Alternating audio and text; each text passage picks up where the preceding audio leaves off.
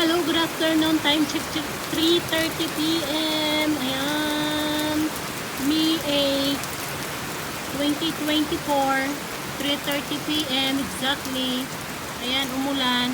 May blessing na dumating. Pero alam nyo, yung blessing na to, minsan hindi din kagandahan sa ating health. Pag unang ulan, amoy alimuong, nakakabag sa tiyan. Basta mabaho, maamoy yung paligid natin, lalo na pag alanganin ang ulan.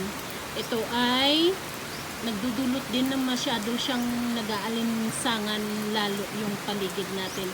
So mas maganda pag umulan siya, yung tuloy-tuloy kahit isang oras na, o 2 oras na ulanin niya lang ng ulanin ng malakas. Tapos ayan na naman ang ating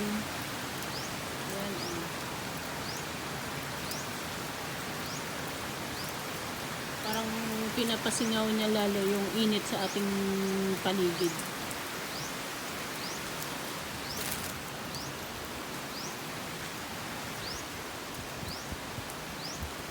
So, ayan, medyo mahina ang ulan, hindi naman ganun kalakasan.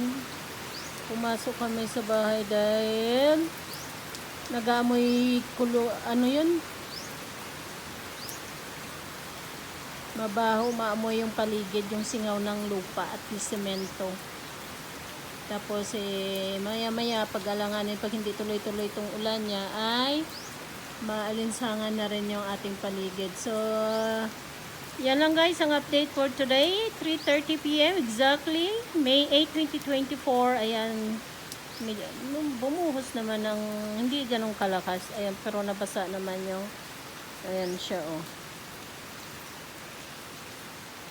Pero syempre ang dulot niyan maalinsangan pag hindi tuloy-tuloy. Parang pinalabas niya lang yung sobrang init. So, ayan lang guys.